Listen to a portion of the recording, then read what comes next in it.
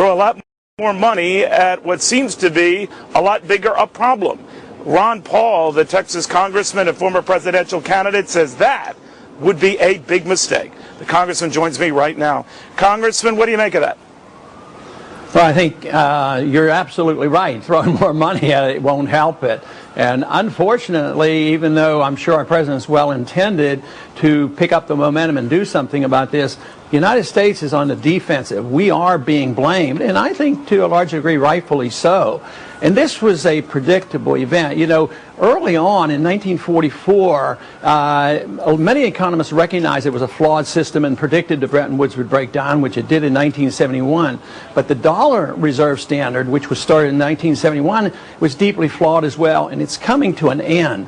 And this is what we have to understand. This is the end of a major monetary system that has existed for these 30-something years, and it will not be changed easily. It's not going to be changed this weekend. We have a long way but to Congressman, go. I know what you're saying, that this is a great test, maybe a declining, if not defining one for the dollar. But I think part of the president's message is we're hurting in the United States, but truth be told, you're hurting more. Wouldn't that be something that would represent some strength for us? Because by comparison, we actually look pretty good, including our dollar. What do you make of that? Yeah, yes, to a degree. We have economic wealth and we have the military might, and believe it or not, military might does something to boost up your currency. But I don't believe that we're the strong superpower that we used to be. The handwriting is on the wall. We can't finance the situation.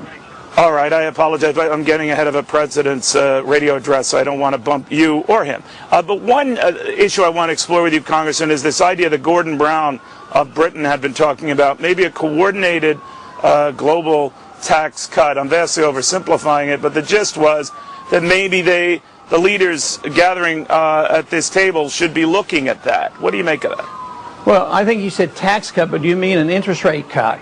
But a tax cut would be fine. A coordinated tax cut is fine. But an interest rate cut that's coordinated just means we're going to print money together, and hopefully we can devalue all the currency equally. Right. He's looking to do both. But more interestingly, and you're right, when it comes to interest rate cuts, we don't have much more wiggle room on interest rates. They're all low. They're down to near zero here. All right. But having said that, what do you make of the idea that I'll be talking to Tony Fratto from the White House on this notion that the White House position on this is a country-by-country type issue. You can't coordinate this type of thing. I think that's the gist of it, but I'll ask Tony that. But let me get your take as to whether that might be another weapon in the arsenal that we haven't explored enough.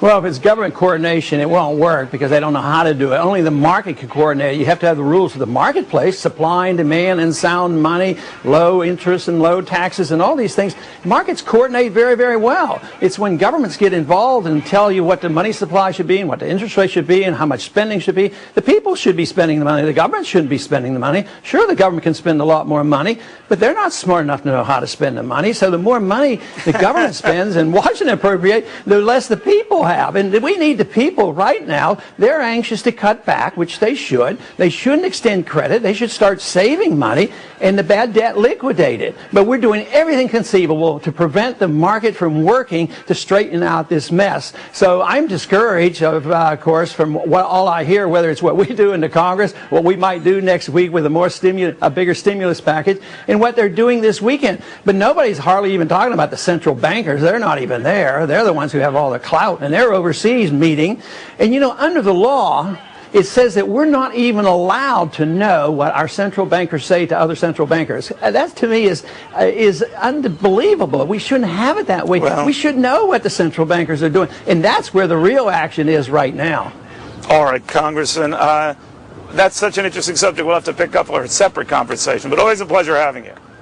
Thank you. All right, Ron Paul. All right, we're telling you...